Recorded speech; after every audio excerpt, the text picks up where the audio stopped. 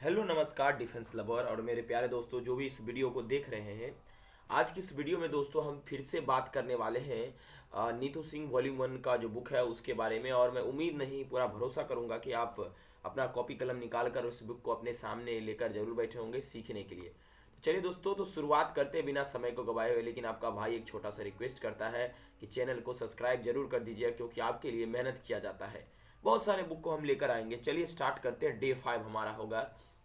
इससे पहले दोस्तों हम लोग बहुत सारे शब्द के बारे में पढ़े थे।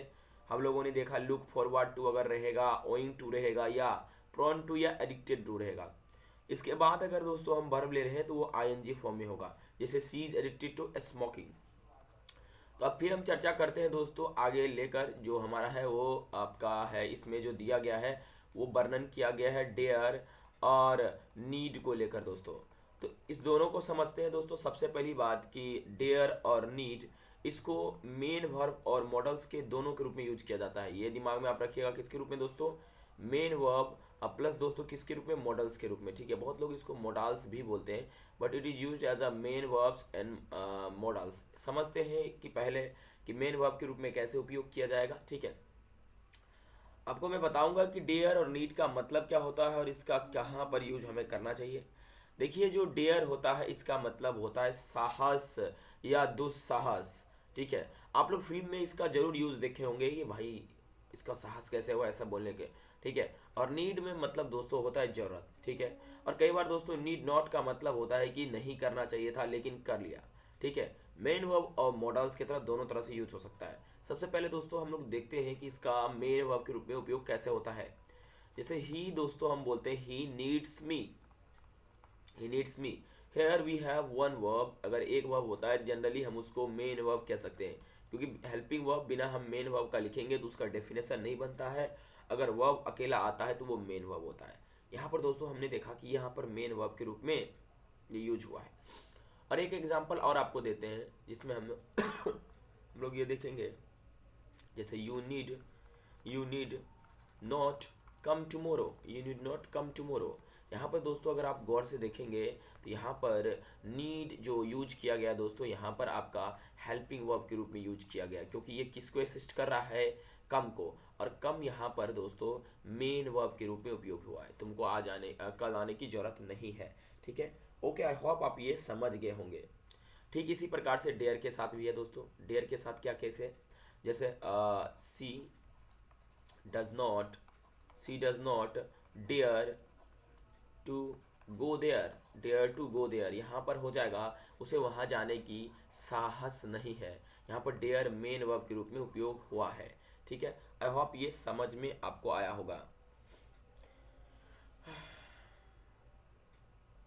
देखिए, सबसे पहला बात जो, अगर आप ये डेयर है या नीड है, इसको अगर आप मॉडल के रूप में पॉजिटिव स्टेटमेंट के लिए लिखते हैं तो दोस्तों गलत है। डेयर और नीड को हम लोग मॉडल के रूप में पॉजिटिव स्टेटमेंट के रूप में उपयोग नहीं कर सकते हैं। जैसे एग्जांपल के तौर पे इसमें दिया गया है आई नीड हेल्प हिम। यहाँ पर हमने क्या किया है? I need help him.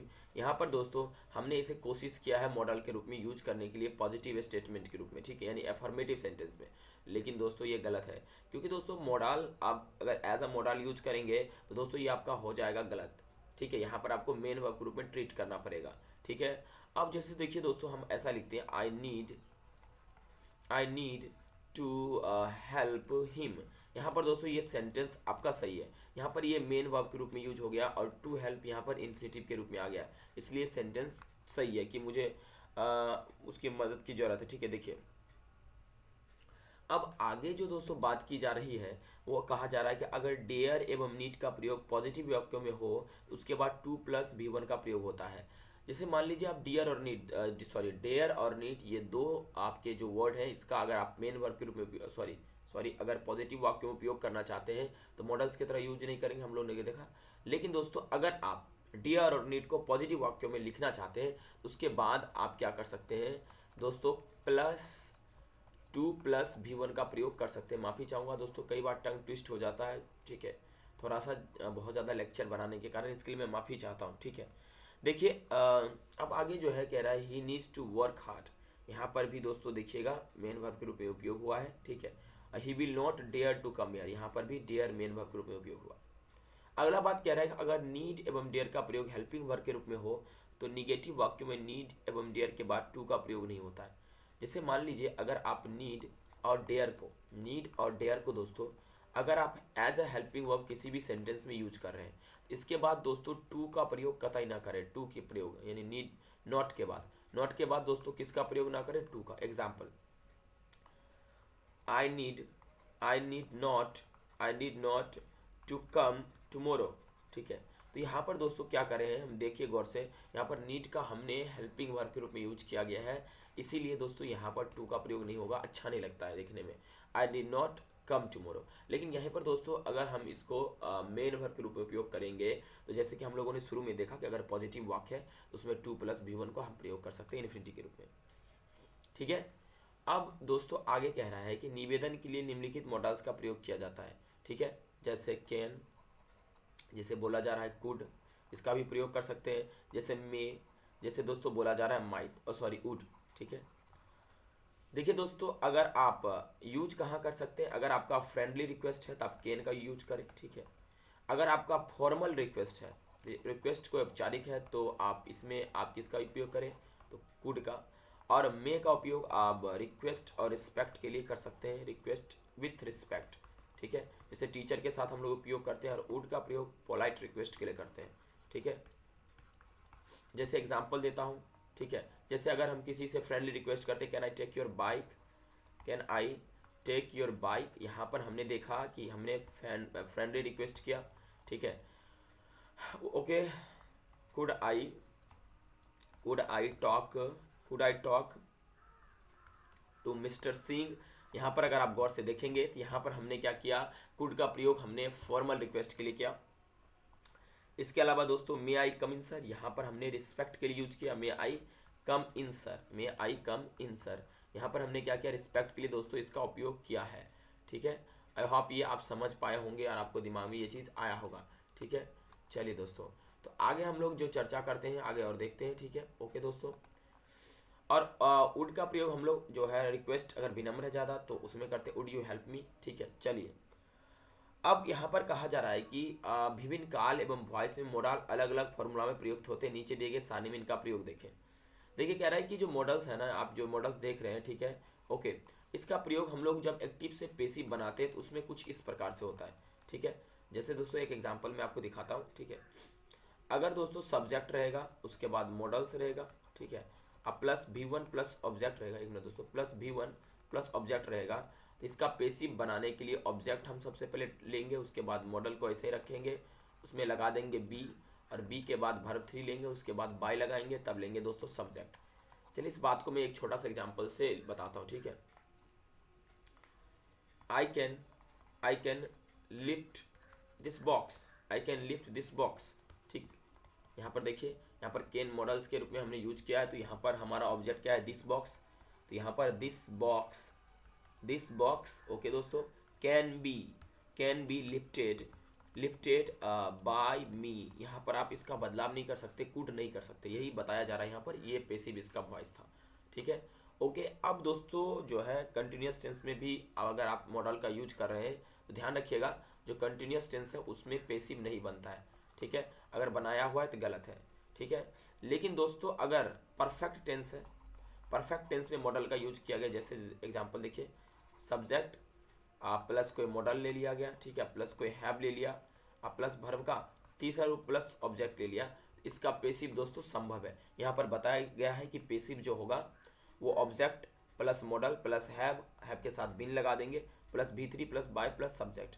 I hope ये आपको समझ में आया होगा। लेकिन perfect continuous tense, present perfect continuous tense, इसका कोई भी मॉडल संभव नहीं है। ठीक है, यानी मॉडल है लेकिन माफ कीजिएगा, पेसिव संभव नहीं है। दोस्तों आप कह रहे हैं कि ऊपर में जितना भी मैंने आपको फॉर्मूला बताया उसमें एक बात कॉमन था कि मॉडल के तुरंत बाद वर्ब का प्रयोग V1 के फॉर्म में होता है। ठीक है, और मॉडल्स का प्रयोग परफेक्ट नीचे दिए गए फॉर्मूला में देखें और विशेष अर्थ उदाहरण में देखें। एक एक एग्जाम्पल हम लोग देखते हैं इसके लेकर। ठीक है, जैसे देखिए इसका एग्जाम्पल हम लोग देखते हैं, सबसे बेहतरीन सब्जेक्ट प्लस दोस्तों क्या मॉडल, अब प्लस क्या दोस्तों हैव लगेगा उसमें, और V3 प्लस ऑब्जेक्ट वाला एग्जाम्पल को देखते हैं। ठीक है, इस एग्जाम्पल को आप बेहतरीन ढंग से समझिए। मैं चाहूँगा कि आप बुक लेकर अपने पास बैठिए। जैसे कि एग्जाम्पल हम लिखते हैं, I could score good marks. ठीक है, यहाँ पर इसका मतलब क्या हो गया, मैं अच्छा मार्क्स स्कोर कर सकता था, मेरे अंदर में एबिलिटी था। ठीक है, और यहाँ पर एबिलिटी था। ठीक है, और यहाँ पर देखिए एक और एग्जांपल लेते हैं, I could have scored good marks. ठीक है, और इसके अंदर में छुपा हुआ मीनिंग क्या हुआ, इसका मतलब ये हुआ कि मेरे अंदर में कैपेसिटी था कि मैं स्कोर कर सकता था। ठीक है, लेकिन मैं स्कोर नहीं किया, इसका मतलब ये हुआ मैंने स्कोर नहीं किया, मेरे अंदर में कैपेसिटी था, मैं कर सकता था। तो जब कुड हैव अगर आप लगाते हैं तो उसमें सेंस जो निकल कर आता है उसका मतलब हाँ कैपेसिटी था लेकिन कर नहीं पाया। ठीक है, ओके। ऐसे एक एग्जांपल और लेते हैं, जैसे दिया गया you should work hard. You should work hard, यहाँ पर ये क्या है, तुम्हें कड़ी मेहनत करनी चाहिए। ठीक है, एक प्रकार का क्या एक सजेशन है। ओके, ये सजेशन है कि भाई कड़ी मेहनत करनी चाहिए, लेकिन जैसे ही हैव लगता है तो इसका मतलब क्या हुआ कि तुमको कड़ी मेहनत करनी चाहिए था लेकिन तुमने नहीं किया। जैसे कि एग्जांपल देखिए, you should you should have you should have worked hard. दोस्तों आसानी से समझ में आएगा, इसका मतलब ये क्या हुआ, इसका मतलब हुआ कि तुम्हें कड़ी मेहनत करनी चाहिए लेकिन तुमने नहीं किया। ठीक है, आई होप ये आपको समझ में आता होगा, कोई भी दिक्कत आपको नहीं होगा इस चीज़ को लेकर। दोस्तों इससे पहले आप इसका जो 4 सेशन है अगर वो नहीं देखे हैं तो प्लीज़ मैं रिक्वेस्ट करूंगा कि आप जाकर उसे देखिए। ठीक है, तब आपको और ज़्यादा समझ में दोस्तों आएगा। ओके, चलिए दोस्तों, तो हम आगे समझते हैं चीज़ों को लेकर। तो आपको ये दिमाग में आ गया कि अगर हम शुड हैव लगाते कुड हैव लगाते हैं तो उसमें क्या अर्थ निकलता है कि करना चाहिए था लेकिन नहीं किया, कर सकते थे लेकिन नहीं किया, दोनों का अर्थ निकलता है। ठीक है, और कुड और शुड पर मैं एक स्पेशल दोस्तों वीडियो बनाकर आपको डाल दूंगा। ठीक है, ओके। अब देखिए कह रहा है जो प्राइमरी एक्सिलरी वर्ब है, जिसे हम लोग प्राइमरी वर्ब्स भी कहते हैं। ठीक है, उसका प्रयोग मेन वर्ब और हेल्पिंग वर्ब दोनों तरह का हो सकता है। जैसे एग्जाम्पल में आपका डू का कौन कौन फॉर्म होता है, तो डू या डज पहला फॉर्म जो V1 हुआ इसको हम कहते हैं। ठीक है, इसके अलावा दोस्तों डीड हमारा क्या वर्ब का दूसरा रूप है, और डन दोस्तों हमारा वर्ब का तीसरा रूप है। ओके, इसका हम अब देखेंगे मेन वर्ब हेल्पिंग वर्ब दोनों के रूप में। पहला देखिए एग्जाम्पल। ठीक है, आप दोस्तों एक बात ध्यान रखिएगा, एक बार डीड के बाद ना हमेशा वर्ब का पहला रूप लीजिएगा। इसमें डीड के बाद दोस्तों आप V2 नहीं लीजिएगा, गलत हो जाएगा। इस पर कई बार एनडीए ने प्रश्न पूछा है और कई परीक्षाओं में प्रश्न पूछा है। ठीक है, जैसे आई डू माई वर्क, यहाँ पर दोस्तों डू का उपयोग जो है मेन वर्ब के रूप में हुआ है, मैं अपना काम करता हूँ। बी नंबर में देखिए I did not know him. ठीक है, ओके दोस्तों, तो यहाँ पर जो है डिड किसके रूप में यूज हुआ है, तो यहाँ पर हेल्पिंग वर्ब के रूप में हुआ, क्योंकि इसको असिस्ट करने के लिए मेन वर्ब यहाँ पर है।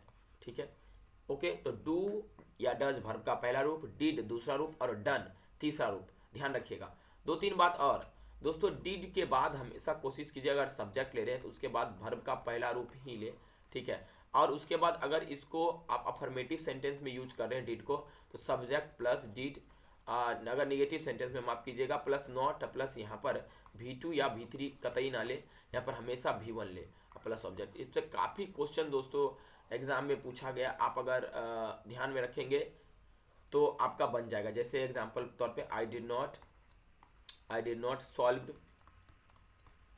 That question. ठीक है, यहाँ पर बच्चे पिक नहीं कर पाते क्योंकि वो समझते हैं पास्ट में, इसलिए यहाँ पास्ट लगेगा। लेकिन दोस्तों यहाँ पर बी पार्ट में एरर है, अभी तुरंत मैंने आपको बताया। वो एरर क्या है बी पार्ट में, वो एरर है जो आपका सॉल्व नहीं, यहाँ पर सॉल्व होना चाहिए। ठीक है, ओके।